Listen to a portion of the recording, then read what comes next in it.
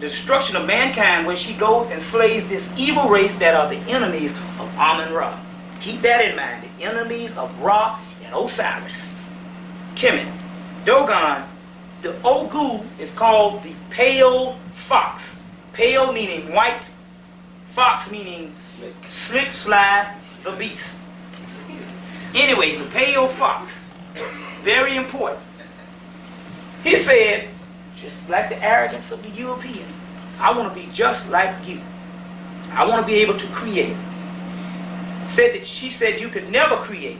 But now we're talking mythology. You got to understand, when I start talking mythology, a lot of black people say, oh, that's mythology. That's some spook stuff you're talking. They didn't understand that mythology, the ancient man used to, his ancient knowledge, he used to transmit it in mythology. So what you thought was mythology was actually the same scientific principles that you study every day in school. You understand? They put science into mythology. That's the African way of doing it. So you can teach it to the babies and all.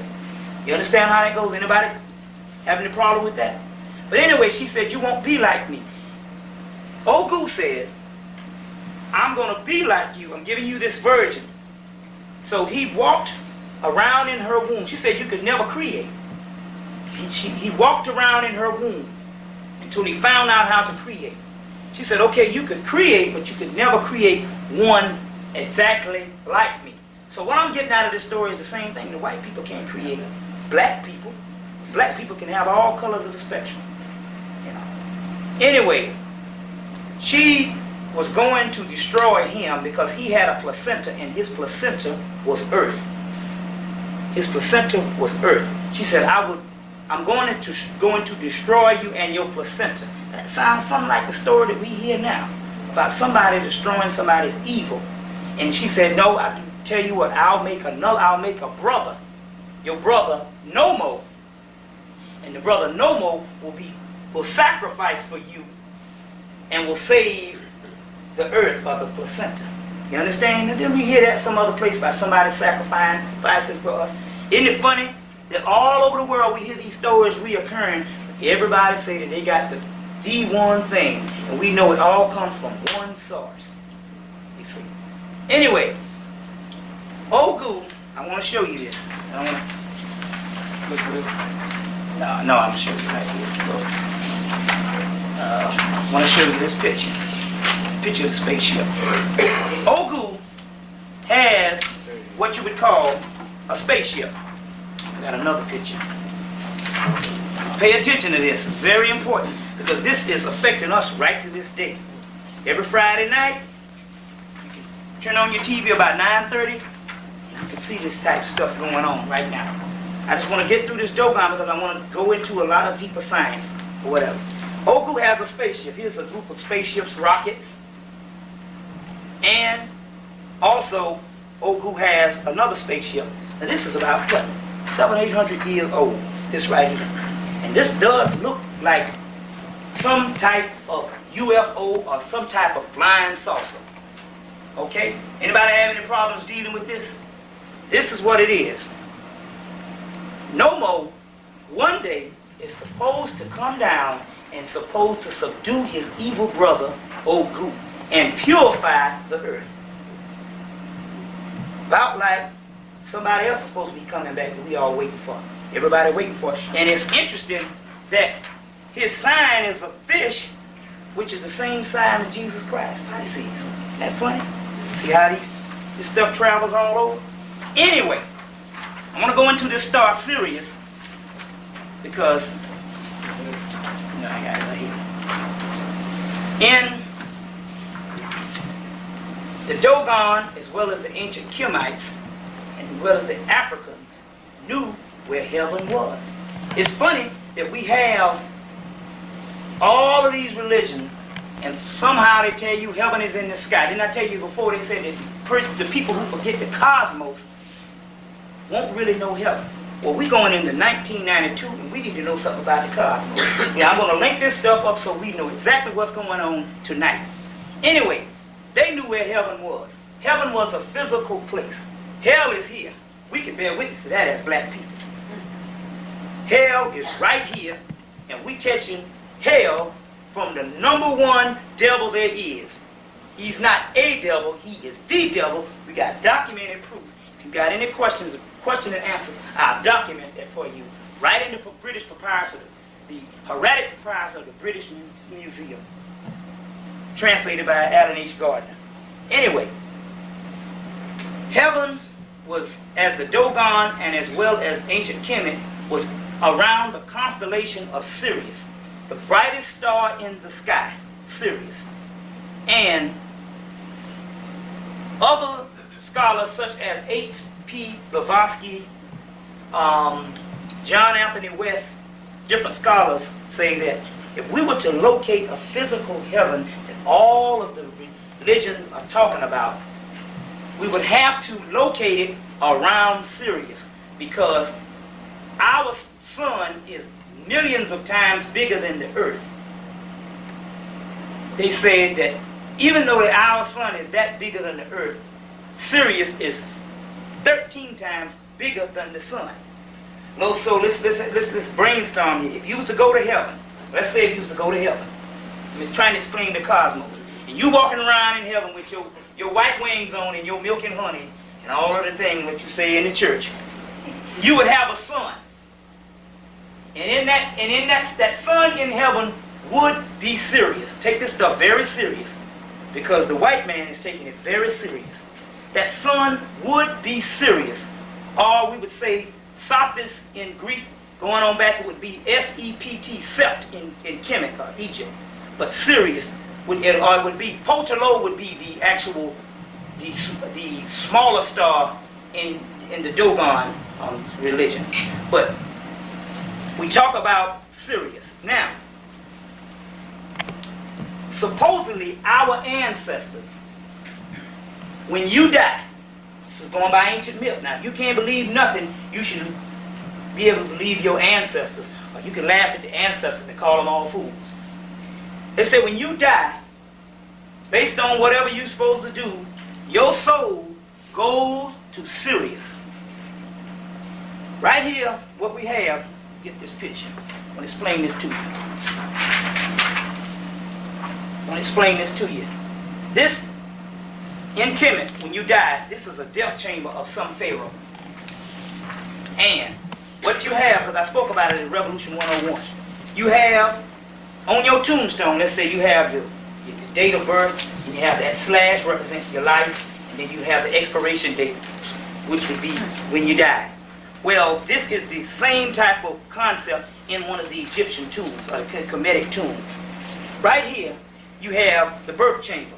Because right here, if you can see, I don't know if you can, there's a picture of the Great Mother, which is that Hippopotamus Goddess. See, the Great Mother has a big stomach. She comes up out of the water, just like a pregnant woman, but also the water, hippopotamus coming out of the water represents the womb. So this is the birth chamber, right here. In the middle, you have chenus or cartouches. That is, when you were alive, they have all of these cartouches in the hieroglyphics that explain what you did or what you were, and the chenus or the cartouches were your actual name of that pharaoh, of that noble person, of that noble person. This is the middle. This is the birth. This is the middle, and right in here is the heavens. Now, I want to show you this. In the heavens, you have all of the celestial stars, but right in the middle, you would have the goddess Isis or Set. And right up here, you would have the hieroglyph for Sirius. It's telling you where this actual person went, to Sirius, or Sophis or Set. So it's telling you the concept of heaven. We know this because there's a papyrus in the Pepi, the Pharaoh Pepi in the 3rd dynasty Kemet. Actually, they show the papyrus when he dies and what happened in the transformation state, all the way to the point where he goes to Sirius or Sophis. That's some amazing stuff, because for once in your life you're finding out what's happening beyond death. Well, it's amazing to me. I don't know about you, because what beyond death. But anyway, the Dogan said that our ancestors dwell on these planets. You have the planet B, which is the smallest star that you couldn't see, which is a burnt-out star. It's called a dwarf star. And personally, I don't think anyone can live on a burnt-out star or burnt-out planet, whatever. but there's a Sirius C. Now the Chinese have been studying this for about 30 years. And the Chinese say that there's a moist climate around this Sirius C, and you could go back into the works of Tahuti coming out of Greek that they stole out of the Library of Alexandria, and the works, they talk about this moist climate with these papyrus reeds, and they actually are talking about a moist climate around a certain planet. This is the Sirius C. I think in the 1950s, one astronomer saw it one time, and I think he saw it the next year, and they never saw it again. So now the white people are saying there never was any. But the Dogan say that it is, and if anybody know, you need not doubt these people. Everything these people have said up to now was accurate. It was true. So if I'm going to believe anybody, I'm going to believe our brothers and sisters and all. But anyway, supposedly our people dwell on this planet. And one day, Nomo is supposed to rise up, and he's supposed to come back, and he's supposed to subdue his evil brother. Now all we need to know is, when is this time coming? Because we're catching a whole lot of hell right now. And we need to know just exactly what's going on. Now, it's one thing about this. I want to get into this concept. The Indians have it, and it's called a bighorn medicine wheel. The Indians have it right here. In America, they worship the same Sirius, the bighorn medicine wheel. The Japanese had it. It was called a bow star, or they would say Panhu, which is also Sirius. So we can go all around, and even the Aztecs, we can go all around the earth, and all the original people of the earth knew about this star, but the white man, because he's not original, and number one, he never had an original idea. Everything he stole from people. Now, the people, the Asiatics that's living around Kemet, are living around, let's say, Arabia, different places where you have this migration of this nomadic person that comes in. Even the Greeks, they hated Sirius, because you see what happened is Sirius would rise in the summer, and when it would rise, the waters of the Nile would rise. Now I want you to think a minute. When the waters of the Nile would rise, it would irrigate the land, would give vegetation, and give civilization. So this star is credited for giving actual life to this planet. Now, if we got any problems on where heaven is, this celestial concept, if something gives life to something, then that means it is the mother. And in Kemet, it was called the great provider. But outside of Kemet, with the nomadic Europeans and the rusty, dusty Asiatics, they used to hate it. Sirius in Greek means scorching.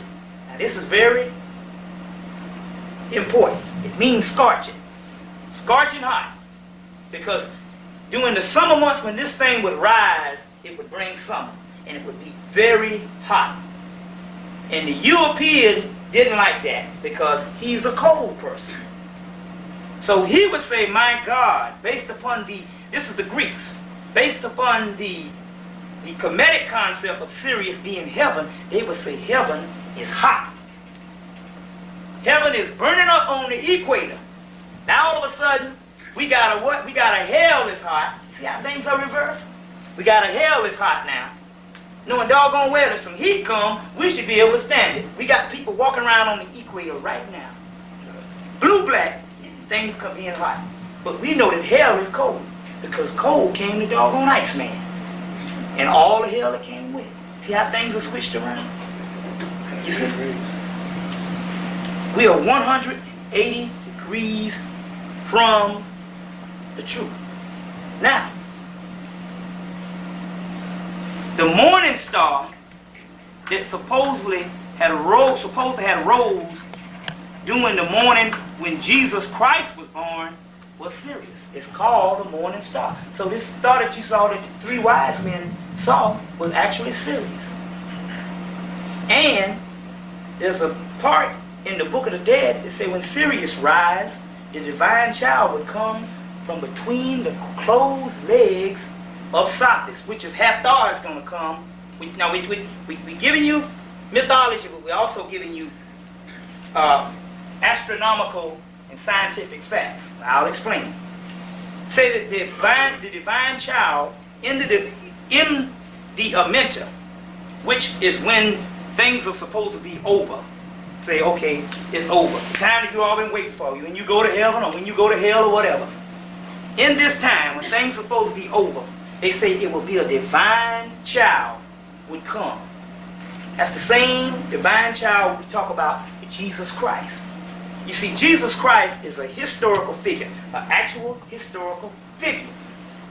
We need to get this right. But the Christ